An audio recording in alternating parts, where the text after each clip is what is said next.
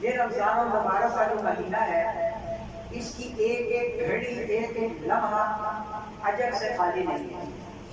آپ صبح سحری کے لیے اٹھتے ہیں، آپ کا اٹھنا سحری کے لیے اجر سے خالی نہیں ہے۔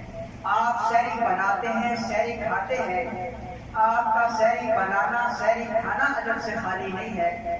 آپ سحری کھانے کے بعد نماز کے لیے آتے ہیں، گھر سے مسجد تک جتنے قدم ہوتے ہیں ہر قدم پر آپ کو اللہ تعالیٰ اجر عطا فرماتے ہیں۔